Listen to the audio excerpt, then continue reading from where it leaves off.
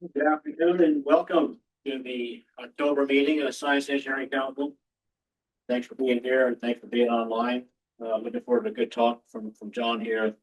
Before we get started, just want to say here we are, it's October, our annual renewal season's coming up, so please keep an eye out for renewal forms. And if you want to join up, please have a talk with any one of us on the board. There's a few of us here today and be happy to talk to you more about the organization.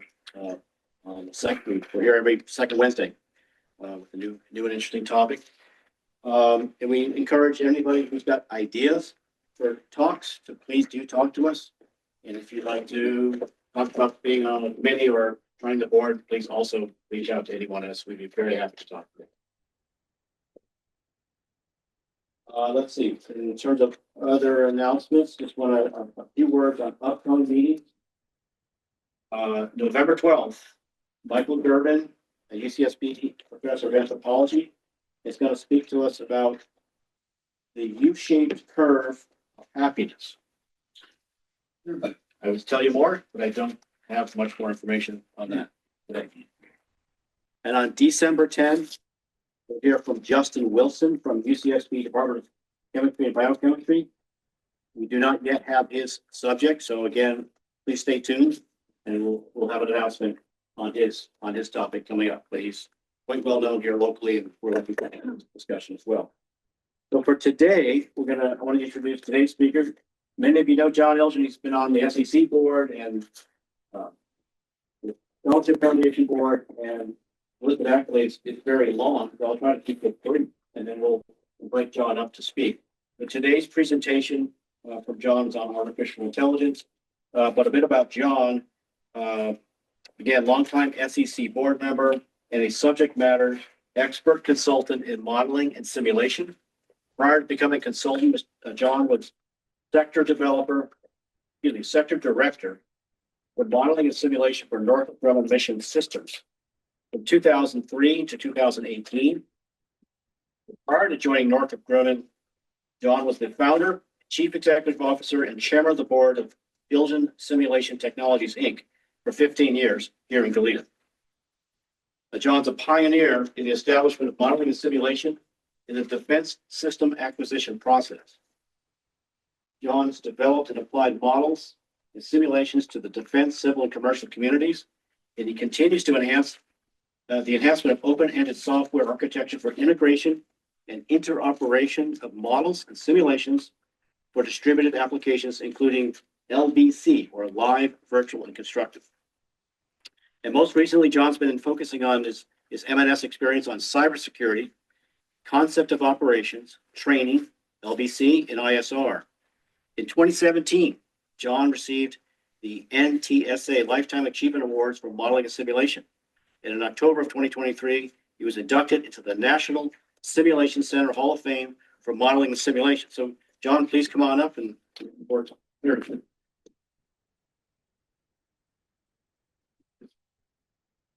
The list goes on. I'll stop there. I want to thank you for the introduction and thank you for being here. I do want to mention something. I'm going to be talking about artificial intelligence, but I'm not an expert in artificial intelligence.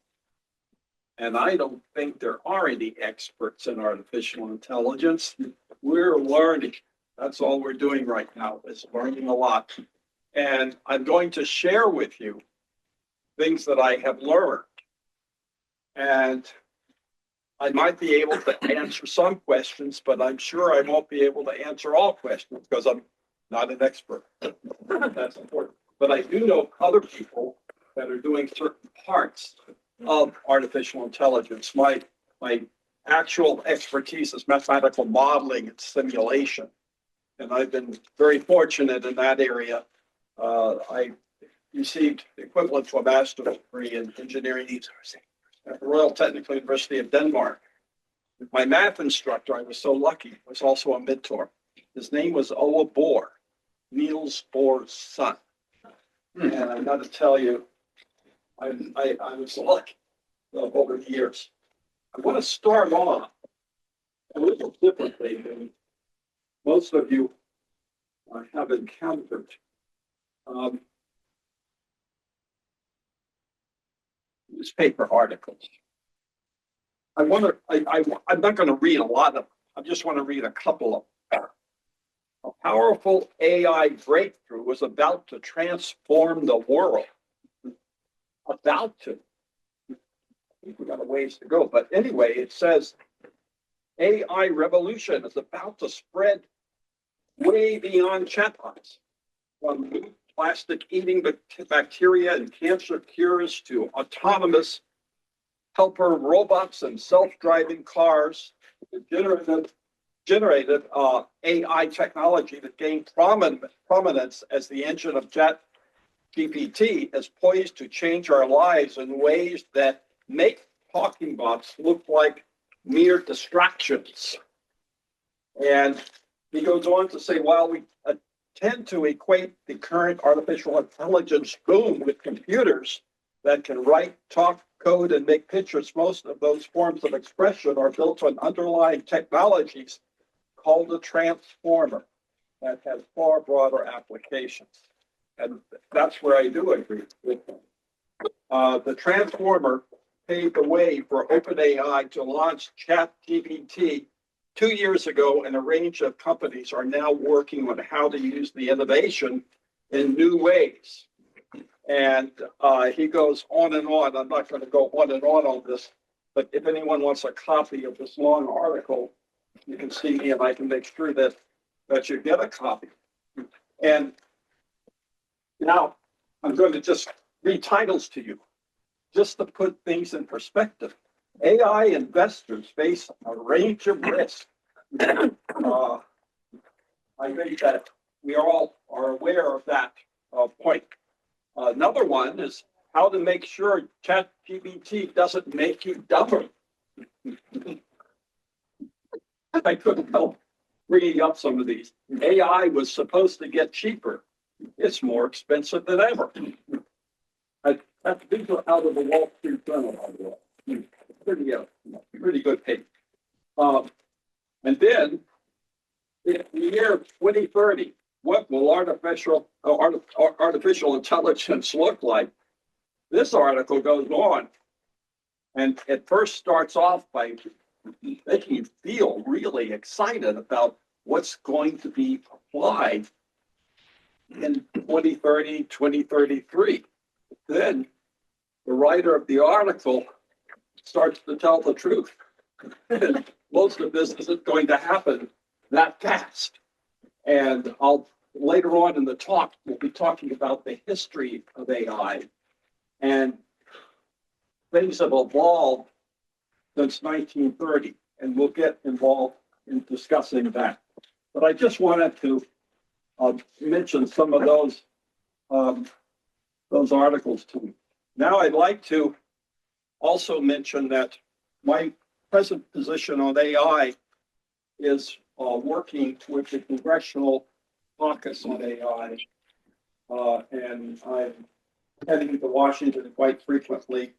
And what I'm doing for them is they assigned me to the AI legislation committee, and they want me to take on the technical part to help them. And it's a committee. It's not just me. There's 4 other people on the committee. We're writing the technology pieces for legislation that they're going to be taking forward to the administration. And I'll tell you, there's a lot of work in doing that. My fellow committee members are wonderful, that's for sure. And the chairman is great. Her name is Dr. Linda Brent. She has quite a wonderful reputation. And I was assigned to this committee by a guy named Secretary Marco Rubio, who met me when Tim mentioned I was inducted into the Hall of Fame. And he caused me to go on the committee. So that's what I'm doing, but I'm learning. This first chart talks about AI definitions. There are so many AI definitions out there. I'm going to actually, in this presentation, provide you some of those definitions because they really help us appreciate what's in AI. So I'm going to do that a little bit. I'm not going to go wild on it, but I'm going to talk a little bit about it. AI, as this chart says, is a general term, reasoning-based intelligence capable of analysis that comes from computer systems. This is a real basic, simple one. Some of the others that I get into will be quite a bit more detailed. It encompasses a range of processes from speech recognition to outputs like smart self-driving and so forth, that type of thing. The Internet of Things, which impacts us at home, all of us, is very key. And that's here right now. And then there's machine learning. You know, machine learning, those words were brought up by Alan Turing in 1930. And the thought of AI actually started then. And in 1956, John McCarthy said, oh, this is artificial intelligence. And that's how those two words were defined by him in 1956. So this is not something that we thought about 5 years ago. Machine learning is as it says here, it's a subset of AI, and it's a computer-based entity and can get smarter with explicit programming. There's lots of options associated with it, and it can learn from mistakes, as it says on the charts, and it allows computers to learn from their experiences. And we're really getting into that process now. This next chart is another part of the definition. Neural networks. They're a style of machine learning that, as this chart says, enables deep learning by mimicking the way human brains work. And this is with a vast system of software neurons that either activate or don't activate based on the data that's input. And we're going to get into databases in my talk because that's a very key part of the process. By the way, one of the areas that hit me being involved in modeling and simulations, how come no one is using verification, validation, and accreditation for AI? And we're going to get into that. And I think I have enough time today to talk about what I proposed associated with doing verification and validation of AI. I've put some thought into it and have been able to put my hands on automated tools that we can modify to automate a large part of the R&D process. One of the other points is we all use Google, and search engines like Google's are good examples of neural networks.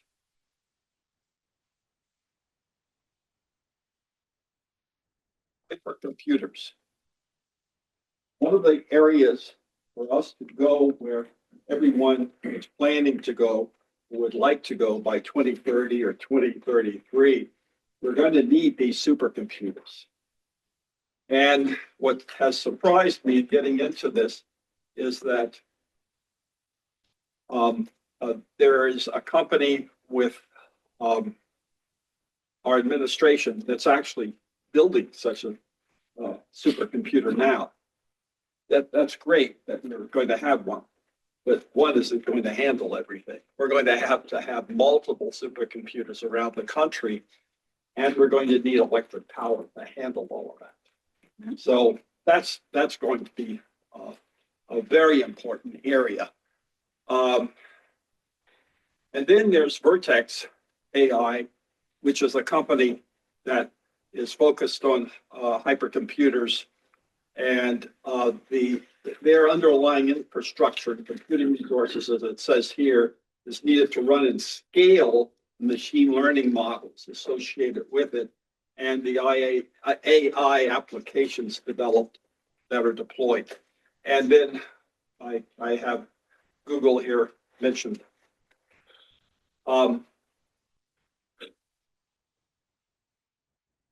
This chart, I mentioned training. And as you all know, that it's an application with knowledge and skills for a particular context, particular action. We use, of course, these simulations now for training pilots, and almost all their training occurs on such a simulation. And there are also simulations where pilots are flying aircraft that are high altitude, and they're used to detect and identify targets of interest and that type of thing. So there, and then there's training for wheeled vehicle deployments, everything you can imagine in the military for sure. And I mentioned here that AI methods are beginning to be used extensively for the military, civilian education and training processes.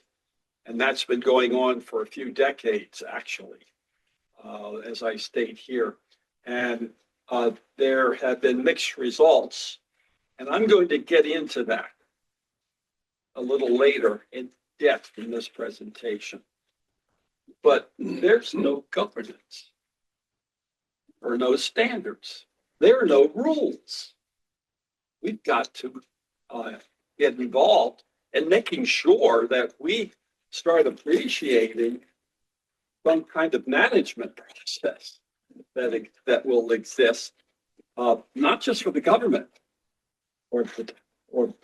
it's also important for industry and the academic community to have this governance process, and I'll get involved in that in a few moments. I do mention here with respect to governance standards, I'm talking about standards, rules, etc., and we'll talk about that. Then I think primary barrier to realizing more effective and efficient AI solutions, etc., is the availability of data for testing and the cost of collecting data. Now, on the congressional caucus that I'm on, one of the points that we have made is that there's a great need for government, industry, and academics to have access to quality open source data sets to enhance the development and assess AI methods and tools. We need to have that. There's a need for data is essential to the assessment of AI effectiveness and across different military occupational specialties. And there's a needed resource for experimentation as well as system, as I mentioned earlier, verification, validation, accreditation. We'll be getting involved in that in just a few moments. The National Training Simulation Association is the largest simulation association worldwide. And I'm a part of that. And we're recommending to Congress to invest in the infrastructure. And part of that is to acquire, process, and store data sets and open source AI models for use by the government and the industry, all online. When I was with Northrop Grumman, I'll give you an example of what I'm talking about. When I became, as Tim mentioned, sector director, I was given responsibility for modeling and simulation throughout a $45 billion company at the time. And I discovered when I was making trips that no one knew where the models and simulations were in the company. That meant I was running into situations at different locations where a group was making a model that already existed, developing a model that already existed, and situations like that. And one of the things I brought to their attention was, let's get all this online and let's have a community of practice that gets together person to person. And I'll get involved in the person to person part in a little later as well. But we did set, I led the effort to set that up. And even today, they're using it and they're extending it to AI. I'm always in contact with the president of Northrop Grumman. And so they're moving ahead with such a system. But we need that system to cover industry as a whole and the academic community as a whole and the government. So that type of system is going to be very important. And we're putting that in the legislation to fund it because it takes money to do something like that. We want to promote the dual use of military AI methods to enable civilian education training domains, and we can do some of that. Not completely, though. There's a lot of classified information we have to be concerned with, and that's another issue in the defense world. I can't mention the names, but I work with two agencies in Maryland. I can't mention their names. If somebody knows who they are already. And then the bottom line, and you're going to hear that from me constantly, is we need D&D. Another area is predictive analytics. And this advanced artificial intelligence and machine learning models are used for predictive analytics to forecast the needs in defense and present. And this is done in a deterministic fashion and a statistical fashion. And that's a whole area that one could give a presentation on all alone. We want to, we analyze vast amounts of data to spot patterns and trends that might be impossible for human analysis to discern. And that's contributing to proactive competitive environments in the defense, military, intelligence domains. And this is another aspect of predictive analytics. Cybersecurity. AI and machine learning are becoming crucial in that fight against cyber threats, as it states here. And the technology can identify and respond to different threats faster than we can currently do. And in fact, sometimes in real time, we're actually able to show some of those situations. It's not complete. There's still a lot of work. Everything I'm mentioning that sounds good is not complete in my view. And they can often learn from each attack, and that's good when that happens. And that way they're continually improving the capabilities.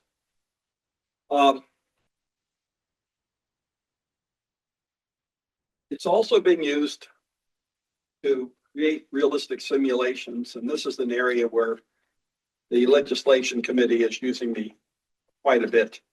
And that area is really exciting because I think we can improve our modeling and simulation processes.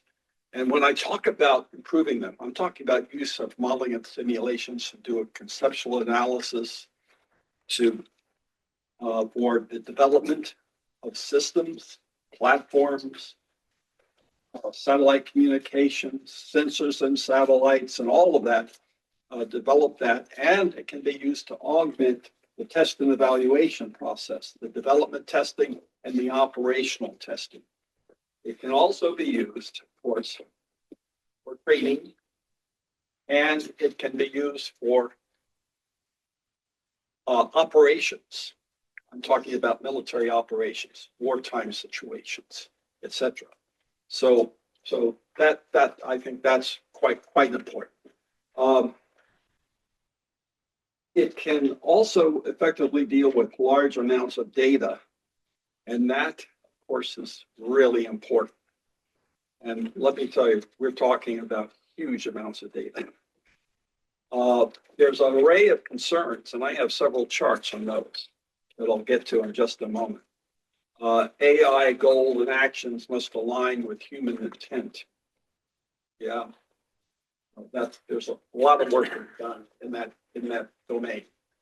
The complexity of AI, its ability to learn independently, and potential lack of transparency in its decision-making process can contribute to alignment issues.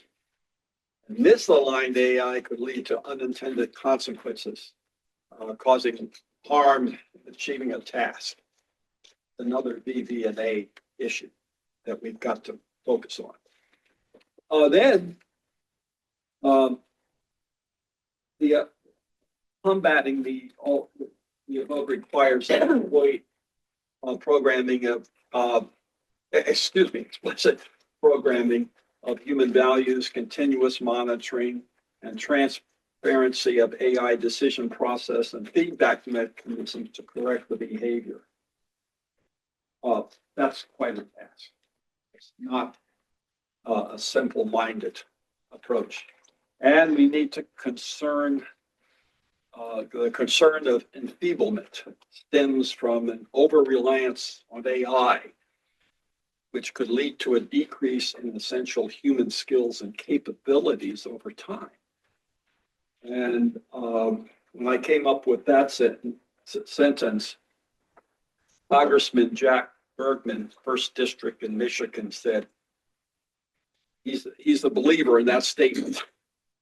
He became very interested in that. We talked about that for a long time. Employees could become less efficient in their task. It could occur. I'm not talking about in every action, every situation, but certain ones it could occur. And this necessitates a balanced approach where AI is used to augment rather than replace human capabilities.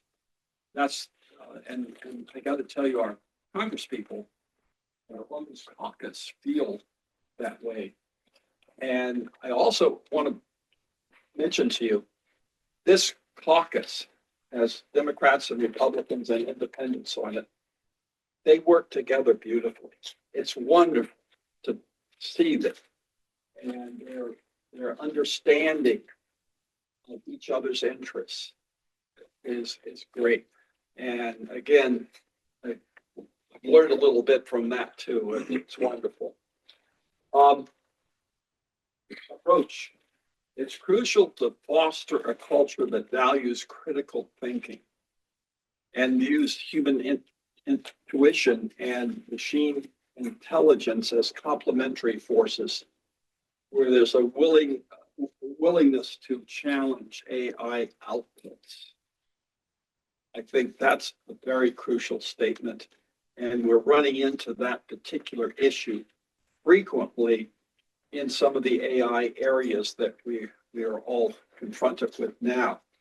And designing more translucent systems that provide understandable explanations for the decision can ensure better scrutiny and understanding, helping to prevent black box perception of AI.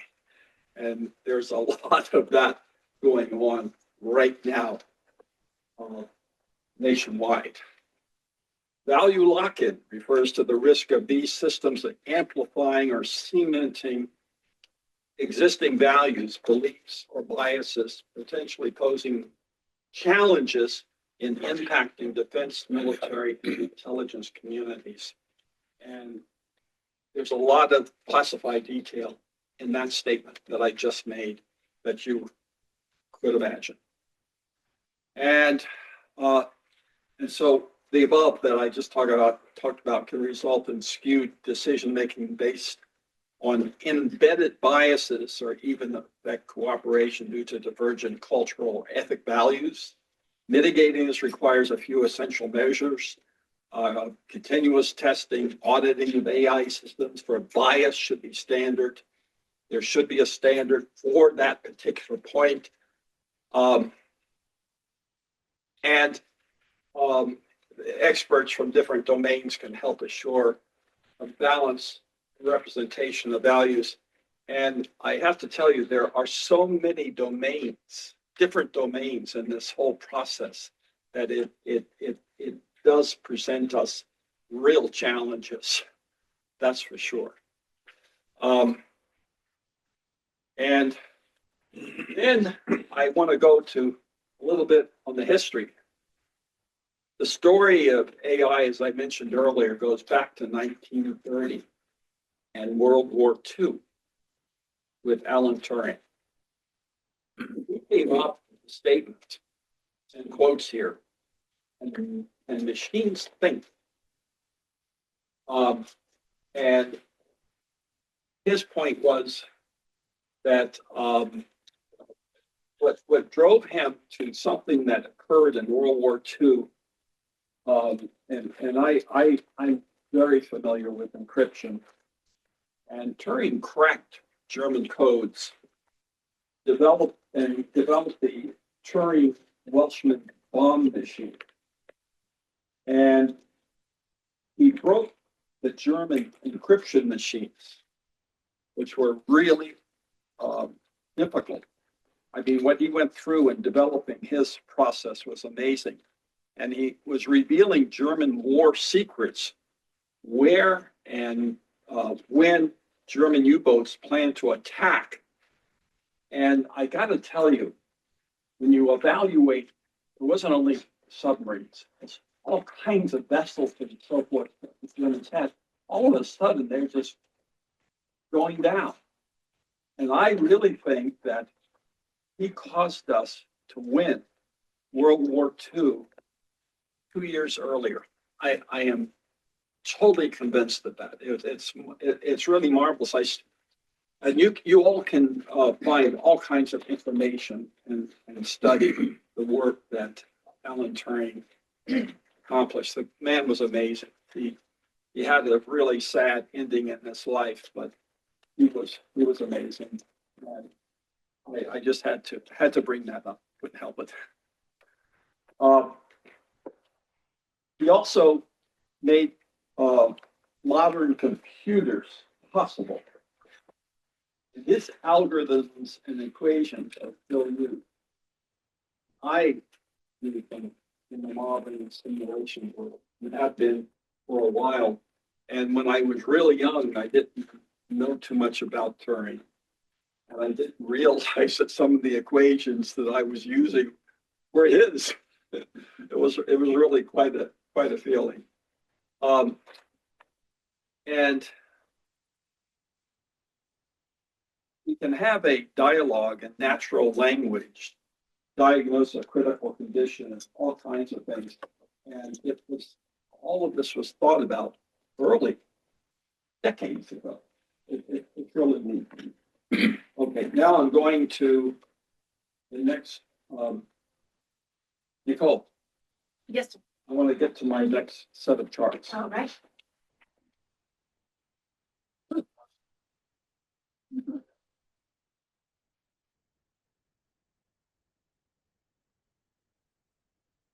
I'm not a computer scientist. I need help from the expert here.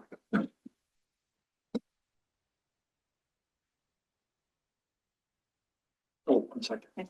Next one down. Yeah, the additional one. That's it.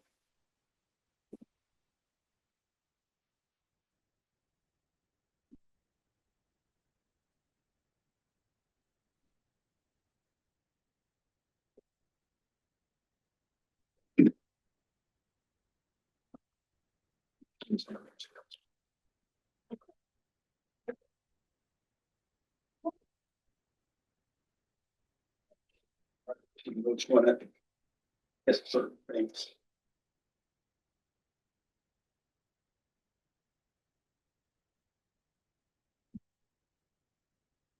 Now I'm going to get into some of the concerns associated with AI, more than I have mentioned already. I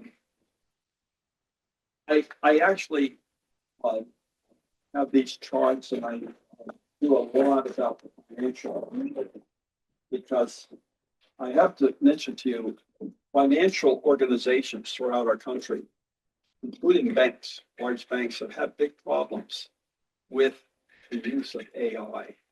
So I refer to them a lot in here. And the caucus wanted me to do that because they found that out. And so I thought that was pretty interesting. It continues to, it also is going to shape the finance landscape. And I think the opportunities alongside of the array of concerns have to be carefully monitored. And as our nation advances towards a future increasingly dominated by AI, there's a growing apprehension about how current and future propagation might impact value lock-in deception, biases, and potential job loss. How are we going to handle all that? Oh, by the way, the governance process should include that too. Challenges coexist with them.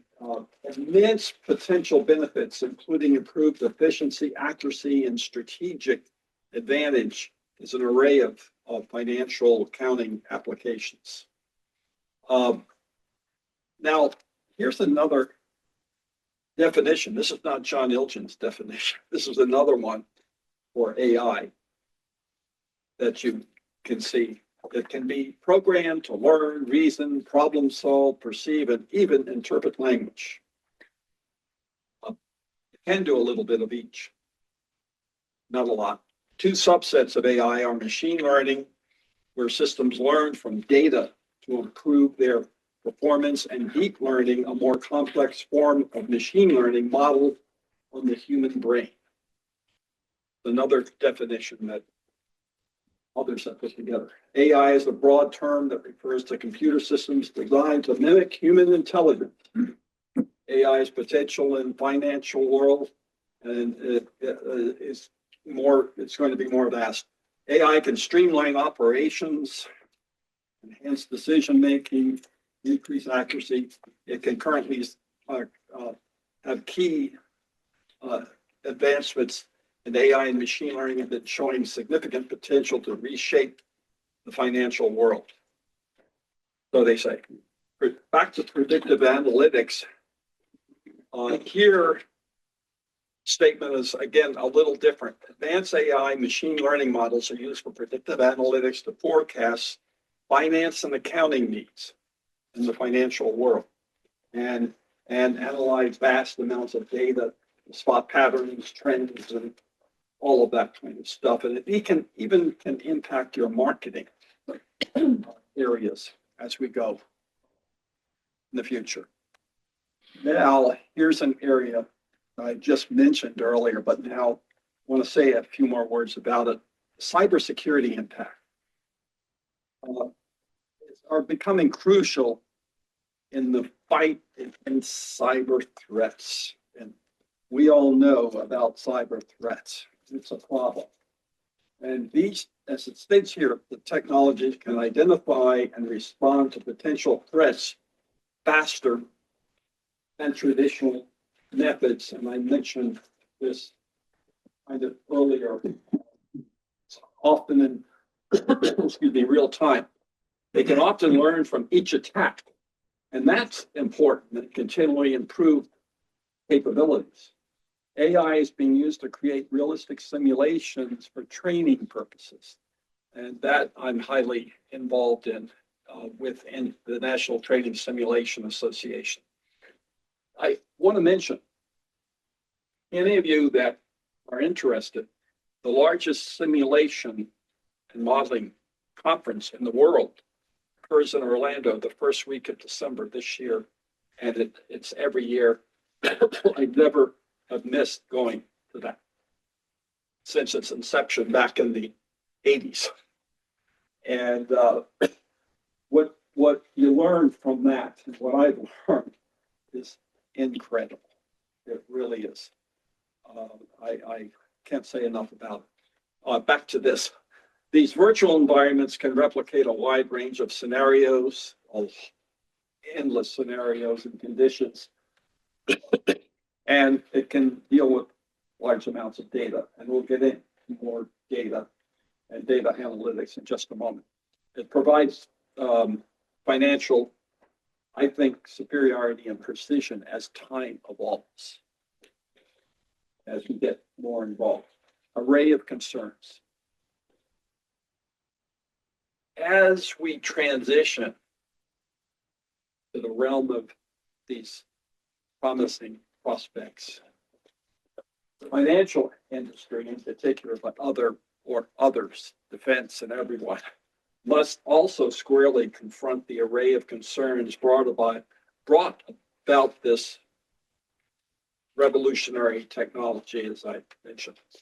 We have to, developing a comprehensive understanding of these potential challenges is equally vital in harnessing and to ensure secure, responsible, balanced integration of AI and what it's being used for. AI system goals and actions must align with human intent.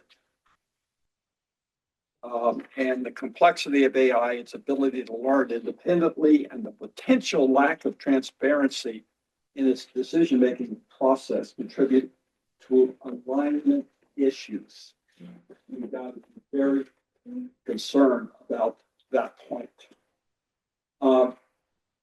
Misaligned AI, as it says here, could lead to unintended consequences, causing harm while achieving its task. And we've heard about that already. We've seen it. Young people were learning how to commit suicide using AI because of an error in the AI process. Consequences could range from collateral damage and, as I mentioned earlier, even marketing. And then this first statement here, combating this requires explicit programming of human values, continuous monitoring, transparency of AI decision process, and feedback mechanisms to correct its behavior. This is an area that I think needs a lot of work on. And we're not even close to being there yet. Concern of enfeeblement, I think I mentioned already, stems from an over-reliance on AI, which could lead to decrease in essential human skills and capabilities over time. That's so important, I can't help mentioning it twice.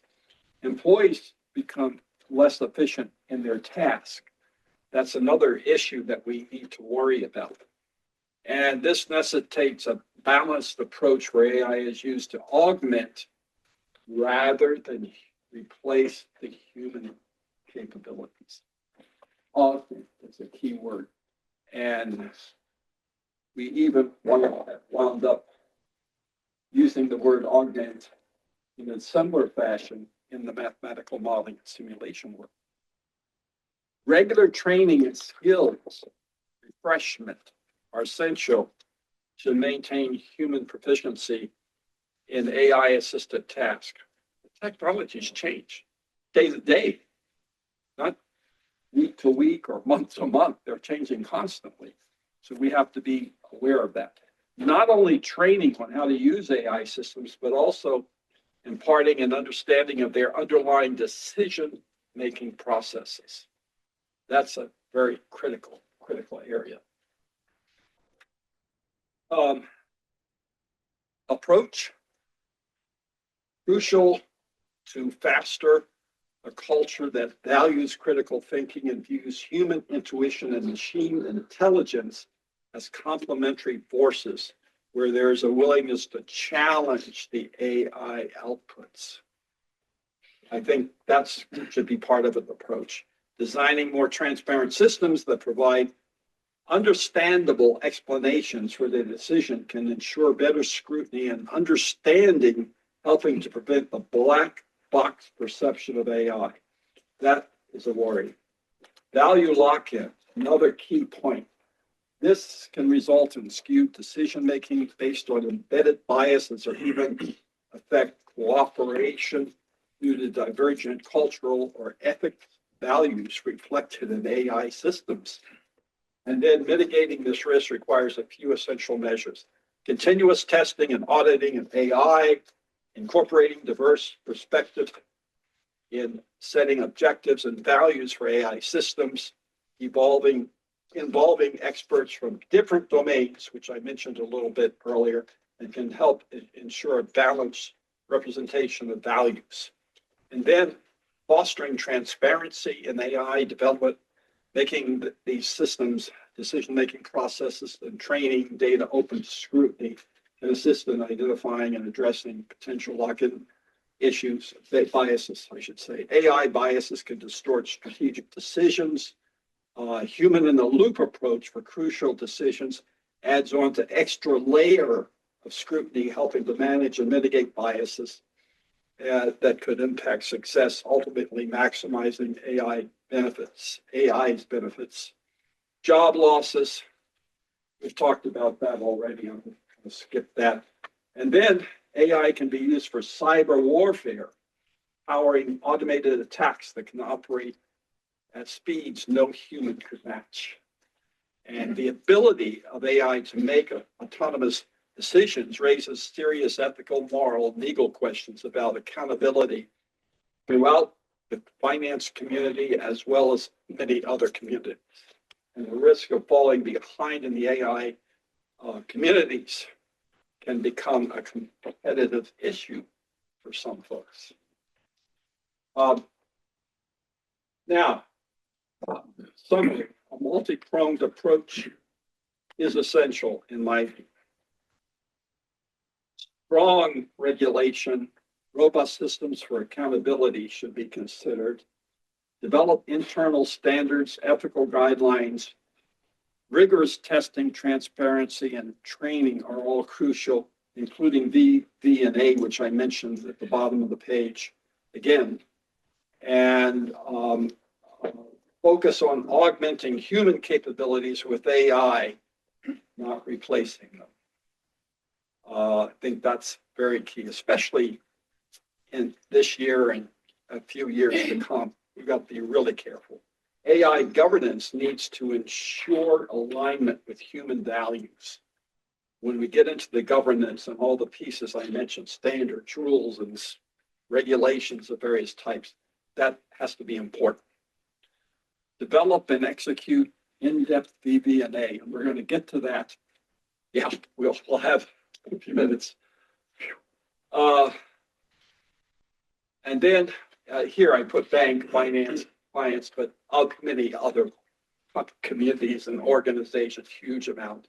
We'll use AI to control, and entering the future of personal finance with AI as a guide, discovering the convenience and benefits of AI. AI goes beyond cool tech, offering clarity and improvement in this dynamic digital era that we're in.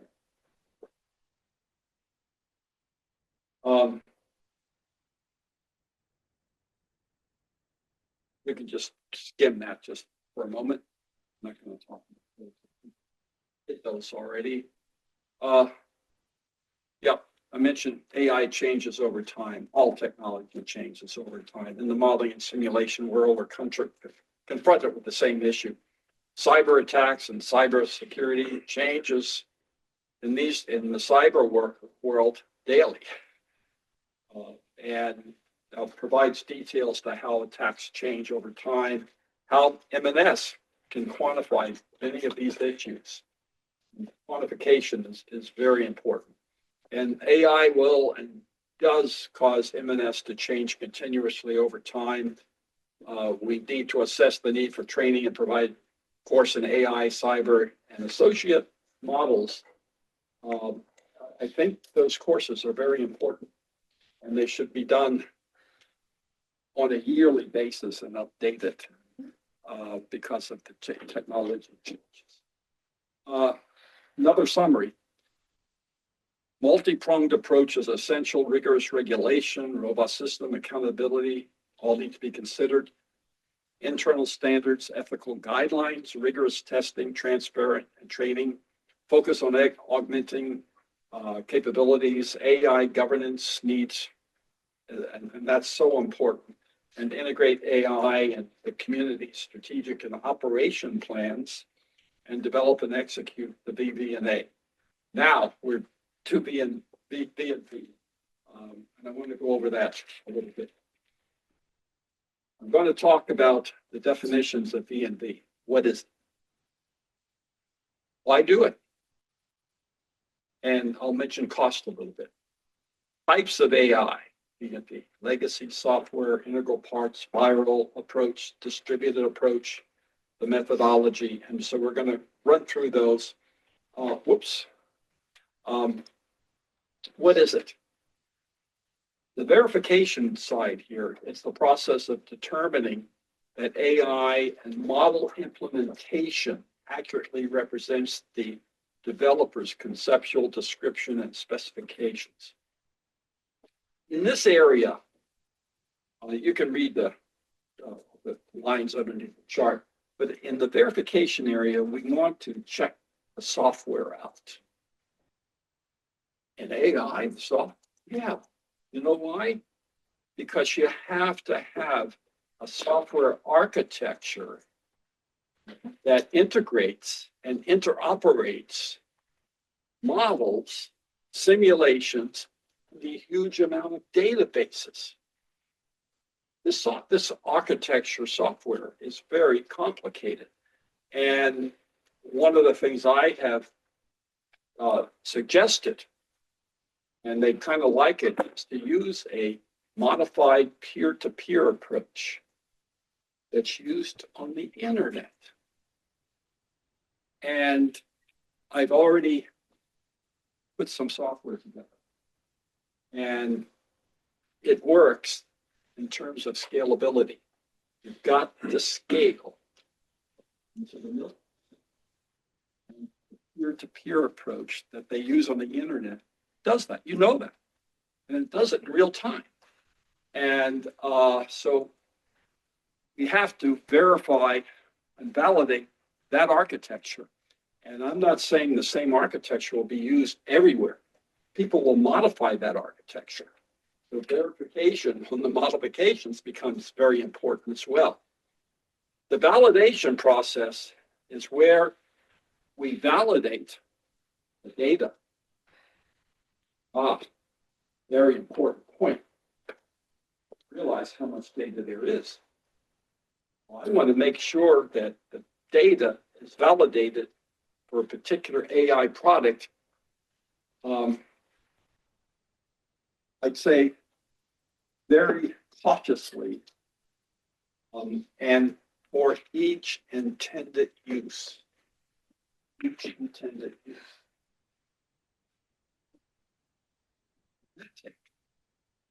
The automated tools that we have used in the modeling and simulation world, and I was able to adjust a couple of them, and they can really work. There's a lot of them.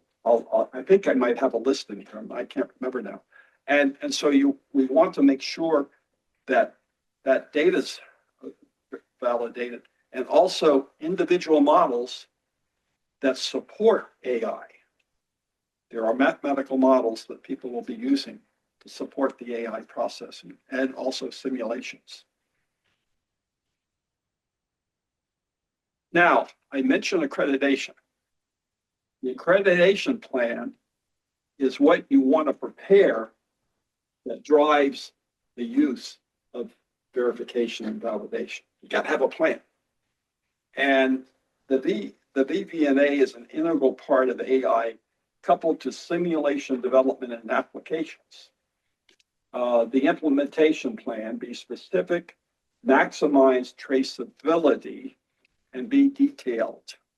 The plan has to focus on agent and problem owner and how to conduct quality assurance plan for AI coupled to the modeling and simulation and the V&V process. Why do it? V&V history must be documented, maintained, and used as a starting point for legacy V&V and usage extension. And I put in parentheses here, especially data. That's really important. Re-accreditation and possibly re-verification and revalidation is required for the reuse of AI and M&S for other than its original intended use and after any modifications. You don't have to do the V&V all over again. You just have to focus on that change. The V&V agent developer, there should be cooperation, supportive, and not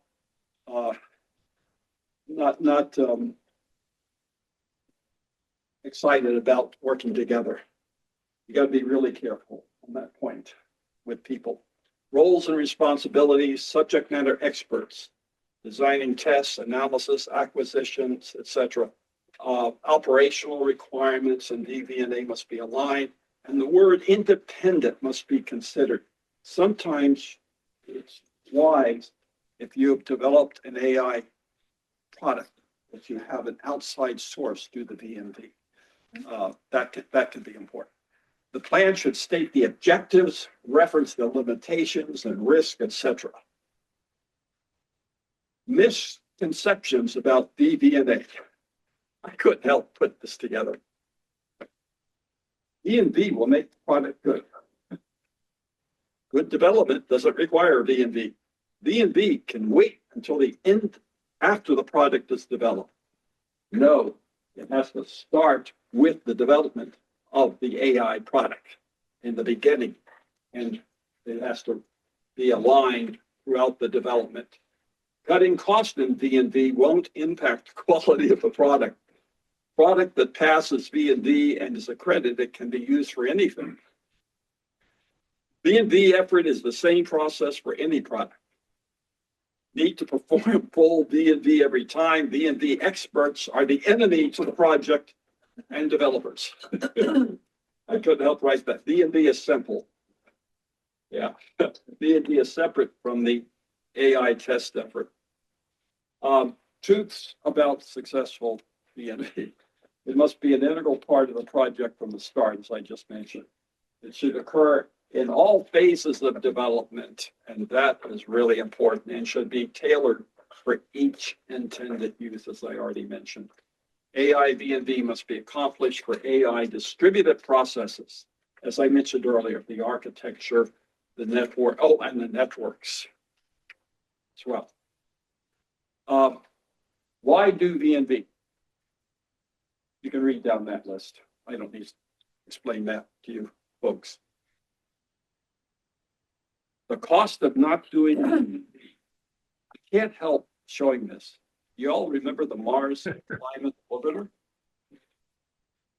Their failure was traced, they didn't do V&V. It was traced to software that failed to convert English units. That simple. That simple. And this is a write-up from a newspaper that I put here. And you can make the, Cheryl, you can make these charts available, right? Okay. Accreditation requires should drive development AI. That's straightforward. Performance parameters, define parameters that will be used for comparison. That's what the accreditation plan should be for. An acceptability criteria, what is that? The parameters must be in the acceptable range for each intended use. When development of these is done in vacuum by accreditation agents without correct knowledge of systems, leads to poor requirements, leads to poor V&V. So you got to be careful about the accreditation plan. Evaluation of all the V&V evidence to determine if the AI is acceptable for the intended use. Okay, this next chart shows a picture of what I just talked about. AI V&V plan development, requirements and verification, design and code verification. And down below, I have case tools. These case tools and automated tools can be used to lower the cost and the human process of doing all of this verification and validation. And what happened here? Oh, yeah. I think I have a list of case tools here. I'll show it to you when I get it to it. And then you have your prior test results. I have an aircraft here with measured data and so forth. And then this is all processed and integrated. And tools. Oh yeah, I do have some. Dynamic and static. The static case tools use AI source code as input. It assumes syntactically correct code and it addresses internal structures, the logical flow of program statements, use of program variables, use of program definitions, module calling hierarchy sequence, and so on. This keeps changing on me.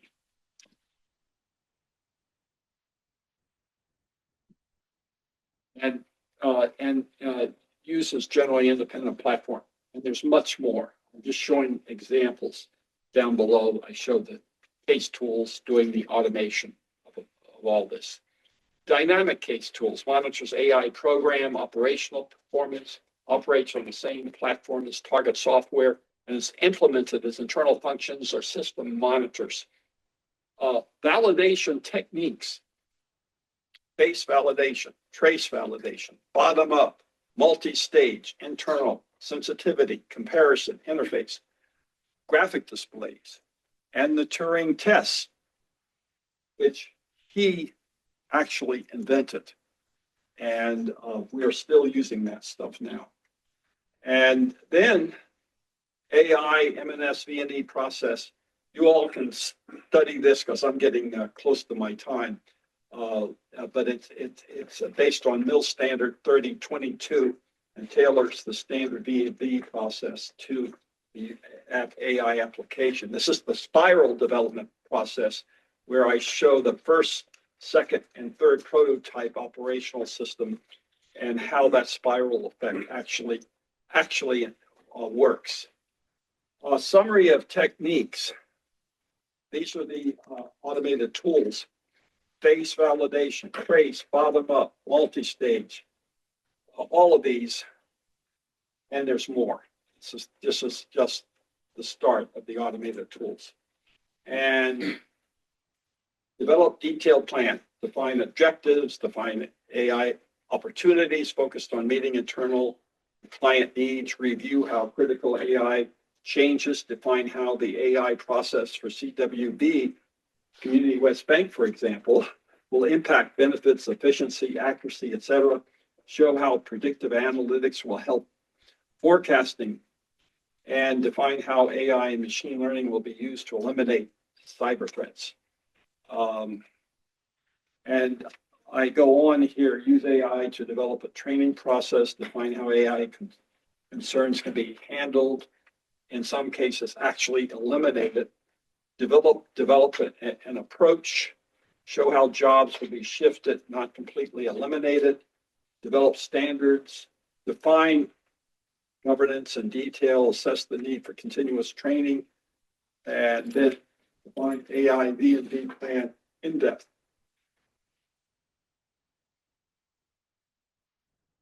I did it on time.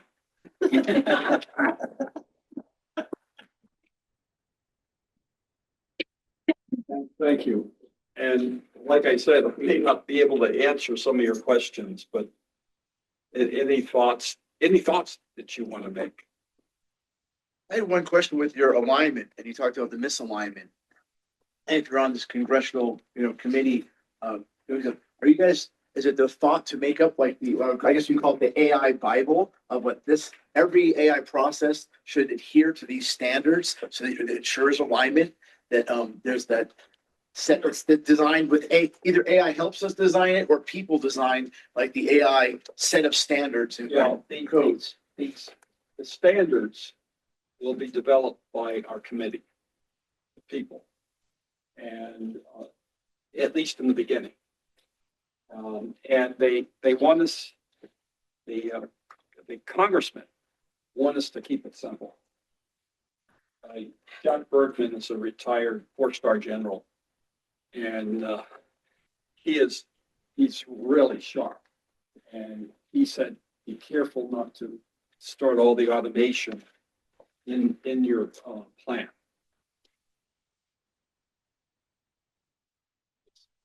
What do you anticipate to be the outcome or the output of the congressional action on AI?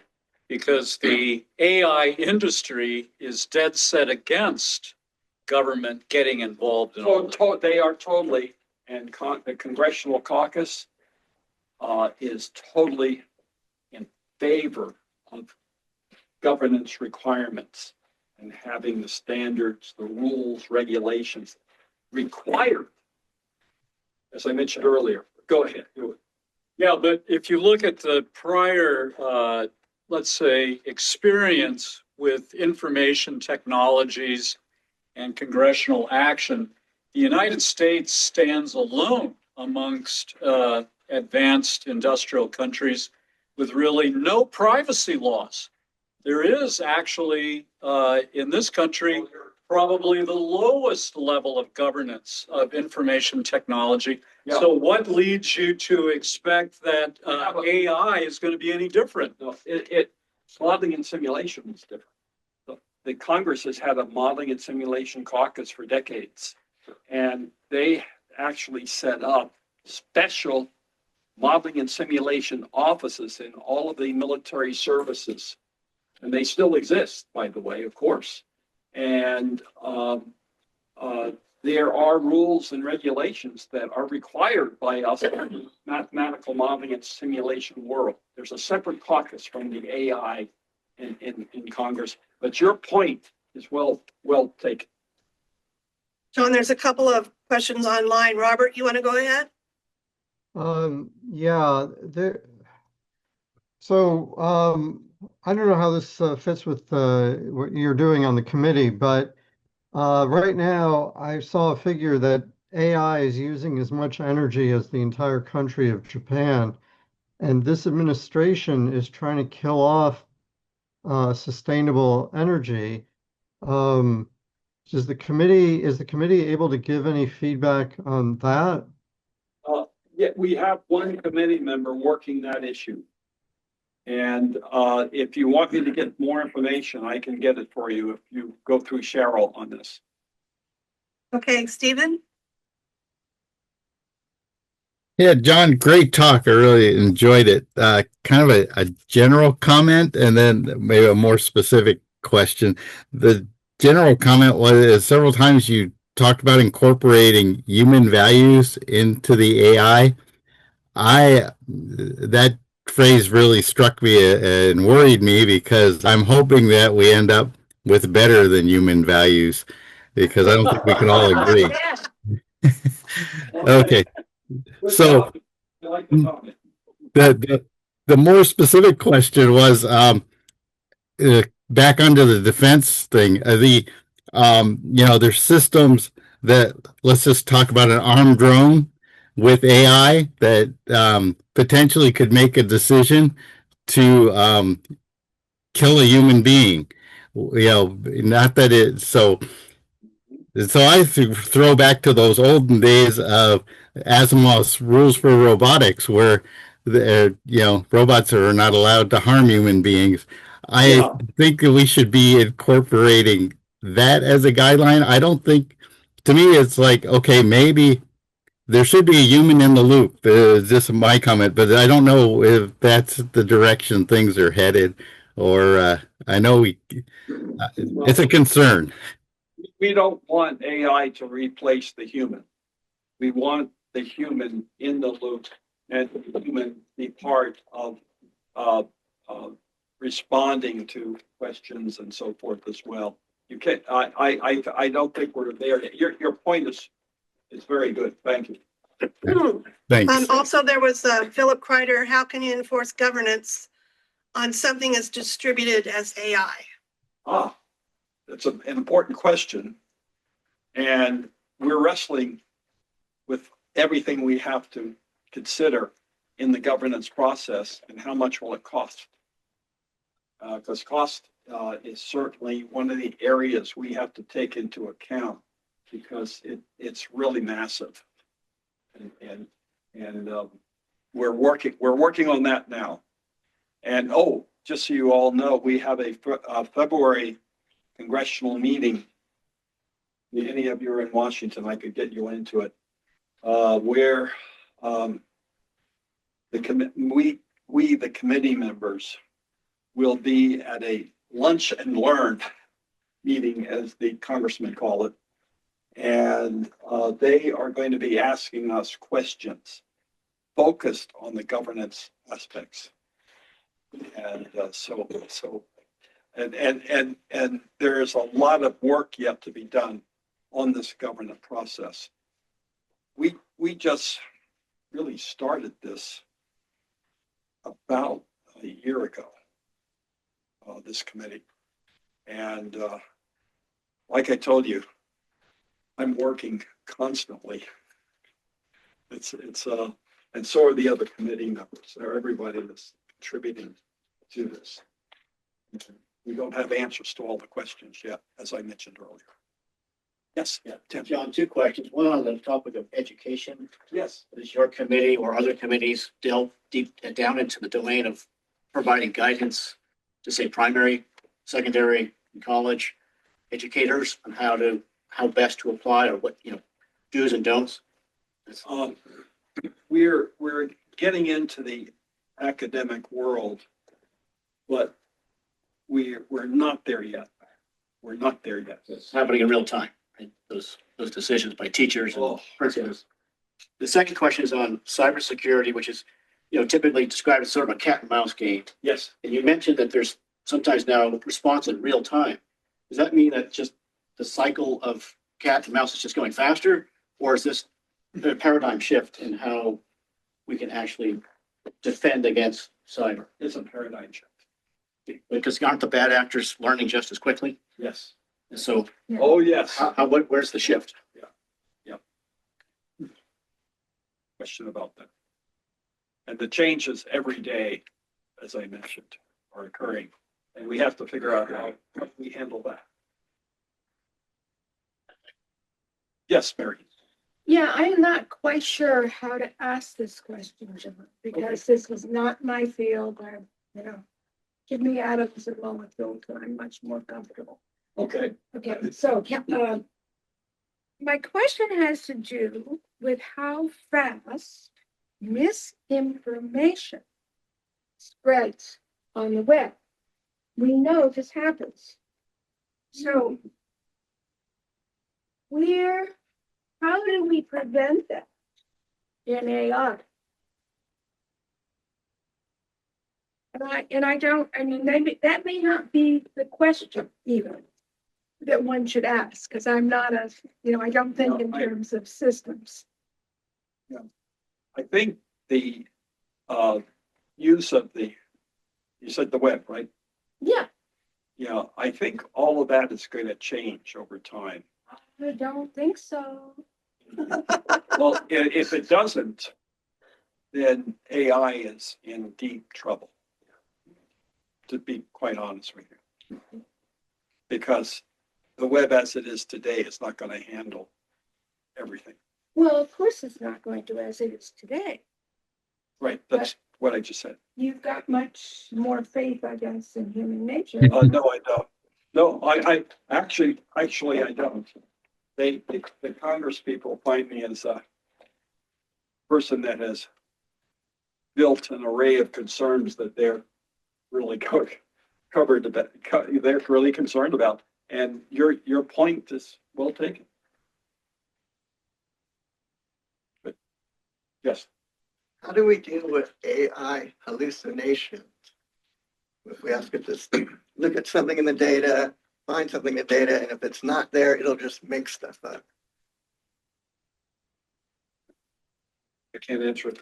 Well, yeah, I'm not an expert, but I We've can. developed some AI systems where we can't get an answer to a certain level, and it comes back as I can't answer that. So there's a way you program your AI to not just give a hallucinated answer. It has to create something. If it doesn't match a certain criteria, then it says I can't do it. So there's a way your AI developers or your architecture have to handle that. So that's in B&B in a sense. Is it not? The B&B would determine that, Right. that you can do hallucinations, and you have to check Yes, for it. Right. you're exactly right. Exactly right. Thank you. Or you knew about it from the beginning to do it anyway. Yeah, yeah, yeah. Okay, thank you, everybody. Thank you.